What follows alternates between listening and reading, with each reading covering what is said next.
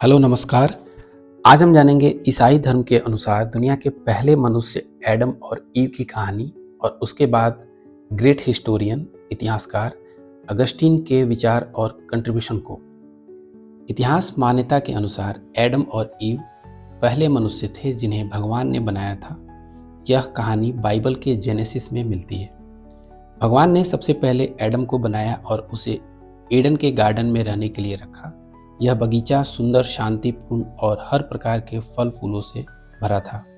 लेकिन एडम अकेला था, इसलिए भगवान ने उसकी एक पसली से ईव को बनाया ताकि उसे एक साथी मिले। भगवान ने उन्हें पूरी स्वतंत्रता दी कि वे बगीचे में कहीं भी जा सकते हैं और कोई भी फल खा सकते हैं, लेकिन उन्होंने एक पेड़ से फल खाने से मना किया।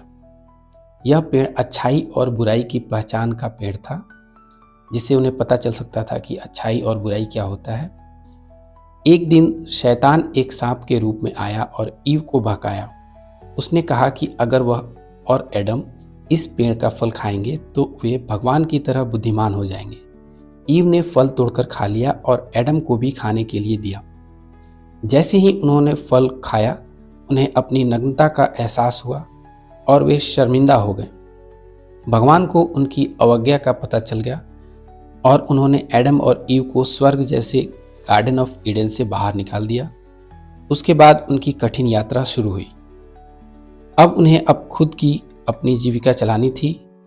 एडम को खेती करनी पड़ी और ईव को प्रसव पीड़ा सहनी पड़ी।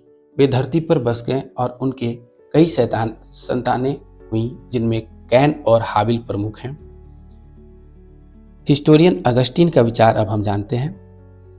उनका विचार था कि इतिहास केवल मानव उपलब्धियों की कथा नहीं है, बल्कि यह मनुष्य के पतन, फॉल और उद्धार यानी रिडेम्पशन और अंत में ईश्वर के राज्य की स्थापना की यात्रा है। एडम और ईव के मूल पापों के कारण मानव इतिहास दुखों से भरा हुआ है। ईसा मसीह के बलिदान ने मुक्ति का मार्ग खोला। अंततः समय के अंत में न्याय होगा और ईश्वर का राज्य स्थापित होगा। यह अगस्टीन का मानना है। State and religion in history, उनके अनुसार उनका मानना है कि इतिहास सिर्फ घटनाओं की श्रृंखला नहीं है, बल्कि एक दैवीय योजना के तहत संचालित यात्रा है।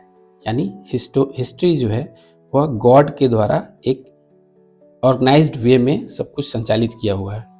उनकी टू सिटीज थ्योरी और डिवाइन प्लान ऑफ हिस्ट्री की अवधारणा मध्ययुगीन यूरोप के राजनीतिक और धार्मिक विचारों पर गहरा प्रभाव डालती है। उनकी कुछ फेमस पुस्तकें हैं, जैसे confession, the city of God में उनके दार्शनिक विचारों का वर्णन है।